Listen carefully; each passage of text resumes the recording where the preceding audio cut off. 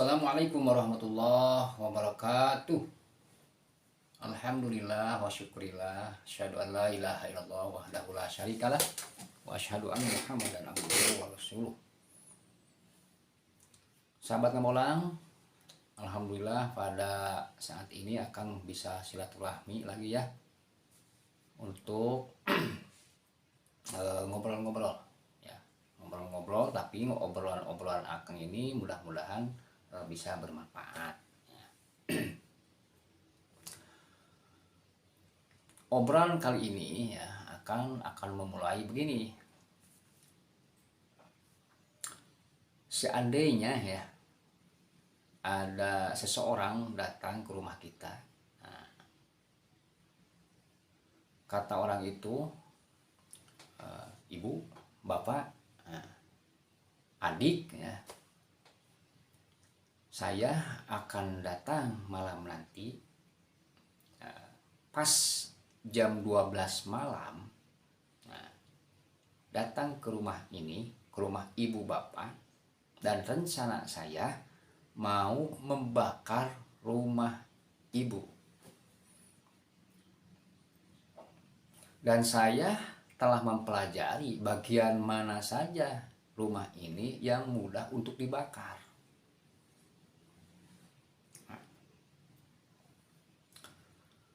Yang menjadi pertanyaannya, apakah orang itu berhasil membakar rumah ibu, membakar rumah kita? Ya. Seandainya berhasil, menurut Akang pribadi ya, kita itu sangat bodoh. Sangat bodoh ya. Kasarnya kita tuh tolol kita. Sudah tahu ada orang yang mau datang ya. Jam 12 malam pas mau datang ke rumah kita, rencananya mau membakar, dan dia mengatakan telah mempelajari bagian-bagian mana saja yang mudah untuk dibakar, lalu berhasil. Maka bodoh kita. Kenapa akan mengatakan bodoh? Kenapa kita tidak berusaha melaporkan kepada pengurus atau tetangga atau siapapun yang bisa mempersiapkan diri sebelum rumah kita dibakar, udah ketangkap duluan kalau kita mau lapor, kalau kita mau memberi kabar kepada orang-orang di sekitar kita. Jadi betapa bodohnya kalau orang itu berhasil membakar rumah kita. Bisa dimengerti ya obrolan Akang ya. Nah, yang dimaksud oleh Akang obrolan kali ini adalah begini. Nah, kita kan tahu Allah memberikan kabar kepada kita bahwa kita punya musuh yang dinamakan setan.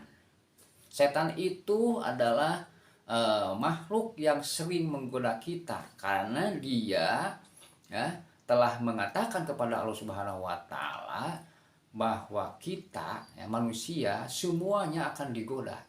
Semuanya akan dijerumuskan karena setan sakit hati, karena setan dendam, karena setan telah dikutuk oleh Allah Subhanahu wa taala dan dijadikan nantinya setan akan dijadikan penghuni neraka. Nah, setan tidak mau. Setan ingin mempunyai teman. Ya, temannya itu menurut setan adalah manusia. Gitu. Dan setan itu, iblis itu ya adalah di golongan jin. Dan Allah Subhanahu wa taala memberikan kesempatan, memberikan keutamaan kepada dua makhluk itu. Keutamaan apa? Keutamaan pilihan. Kata Allah kepada jin dan manusia ya, kalau kamu mau beriman, berimanlah. Kalau kamu mau kafir, mau menolak ya, mau tidak beriman, tidak berimanlah, kafirlah, nggak apa-apa kata Allah itu. Jadi semua makhluk di muka bumi ini semuanya telah muslim atau Islam, telah menyerah kepada Allah Subhanahu wa taala, termasuk malaikat-malaikat Allah Subhanahu wa taala yang tidak pernah menolak. Itu bisa dilihat di surat At-Tahrim tuh. La ya'sunallaha ma amarokum. Jadi tidak ada penolakan, semua malaikat itu pasti taat karena diprogram oleh Allah Subhanahu wa taala sebagai makhluk yang taat. Beda lagi dengan manusia. Manusia itu memilih di antara satu ya, dari dua pilihan, mau kafir mau iman. Nah, termasuk si iblis itu, si iblis kan memilih menolak itu, bahwa dia mengatakan bahwa aturan Allah Subhanahu wa taala yang diperintahkan kepadanya, kepada iblis itu adalah salah. Disuruh sujud kepada Nabi Adam alaihissalam, iblis menolak. Itu ada di surat Al-Baqarah ayat ke-34 ya, kalau nggak salah itu. A'udzubillahi minasyaitonirrajim. Wa idh qulna lil malaikati isjudu li adama fasajadu illa iblis aba wastakbara wa kana minal kafirin. Gitu. Jadi diperintah oleh Allah Subhanahu wa taala supaya sujud, fasajadu semuanya bersujud illa iblis, kecuali iblis. Maka Allah memberikan gelar ya, bahwa iblis adalah termasuk makhluk yang menolak atau kafir. Aba wastakbara wa kana minal kafirin. Karena dia merasa lebih agung, karena dia merasa terhormat, merasa lebih hebat dibandingkan dengan Nabi Adam. Padahal Allah Subhanahu wa taala itu memerintahkan kepada iblis supaya sujud, tapi ternyata iblis menolak. Nah itulah. Dan iblis setelah dikutuk oleh Allah Subhanahu wa taala, dia berjanji dan meminta izin kepada Allah Subhanahu wa taala supaya diizinkan menggoda anak cucu Nabi Adam. Termasuk Nabi Adam sendiri kan tergoda itu. Oleh karena itu, informasi dari Al-Quran ini yang mengatakan bahwa iblis atau setan adalah musuh kita. Kita sudah diberi kabar, kita sudah diberitahu bahwa iblis akan menggoda kita sampai kita mati. Gambarannya seperti tadi.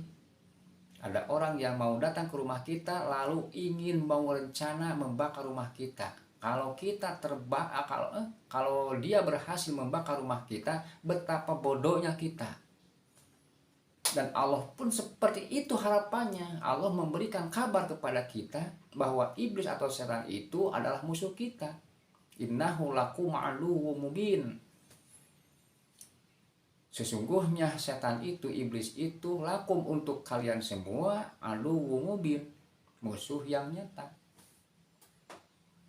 Dan dia berjanji dan meminta izin dengan kebesaran kemuliaan Allah Subhanahu wa taala, kami minta izin untuk menggoda manusia supaya ikut bersama dia menjadi pengisi neraka dengan cara manusia supaya melanggar aturan-aturan Allah.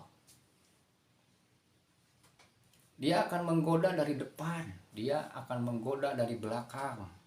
Setan itu iblis, dia akan menggoda dari samping kanan, samping kiri, sehingga arah yang 4 itu terus digoda. Waktu biasa-biasa saja, waktu kita ibadah, waktu setelah ibadah, sedang melaksanakan sholat, jangan kira kita ditinggalkan setan, tidak digoda, tidak. Karena setan terus menggoda supaya kita tidak benar, tidak khusyuk melaksanakan peribadahan kepada Allah Subhanahu wa taala. Nah, tadi ya akan katakan bahwa di depan, di samping, kanan kiri dan di belakang cara menggodanya setan, menggodanya iblis. Nah, ada yang kelewat, yaitu setan tidak akan bisa menggoda dari bawah dan setan tidak akan bisa menggoda dari atas. Karena apa? Di antaranya bawah itu ya tempat sujud itu. Ketika manusia bersujud, berdoa kepada Allah Subhanahu wa taala, nah, dia tidak bisa menggoda. Karena Allah Subhanahu wa taala akan memberikan mengijabah doanya orang yang lagi sujud. Maka sering-seringlah kita berdoa ya, minta perlindungan kepada Allah Subhanahu wa taala di waktu sujud. Gitu ya. Mau dari awal atau mau di akhir, mau di tengah-tengah boleh. Nah, itu. Karena sedekat-dekatnya seorang hamba kepada Allah adalah ketika hamba itu atau manusia itu lagi sujud. Ya. Nah, lalu tempat atas, ya, dia tidak bisa menggoda lewat atas. Karena apa? Karena atas itu adalah tempat turunnya hidayah, petunjuk dari Allah Subhanahu wa taala. Turunnya petunjuk dari Allah Subhanahu wa taala, sehingga dia tidak bisa menggoda lewat atas dan lewat bawah. Nah, oleh karena itu kita telah diberi informasi oleh Allah Subhanahu wa taala, kita hati-hati. Biasanya godaan itu datang kepada kita waktu kita lengah. Karena ada masa-masa lengah, namanya juga manusia. Jangankan kita, Nabi Adam alaihissalam pun ya itu kan lengah, itu tidak hati-hati. Itu dia digoda dengan godaan yang sangat menarik. Ya. Allah tidak mengizinkan, Allah melarang mendekati yang namanya syajaratul khuldi. Ya. Wala taqrabu hadhihi syajarata fatakuna minadh dhalimin. Gitu. Kata Allah, semua yang ada di surga ini ya, semua yang ada di surga itu masuk makanan-makanan, silakan makan sepuasnya. Tetapi kalian, maksudnya kepada Nabi Adam dan Siti Hawa, jangan coba-coba mendekati syajaratul khuldi itu. Nah, seperti yang telah akan terangkan dulu ya, bahwa setan sangat pandai sekali memutar balikan fakta. Dia mengatakan bahwa Allah tidak menginginkan kamu abadi di surga ini. Nah, itu Adam, Siti Hawa pun tergoda, yang akhirnya pria tidak terhormat, dia hilang kemuliaannya. Nah, itulah obrolan Akang ya, mudah-mudahan bermanfaat nih.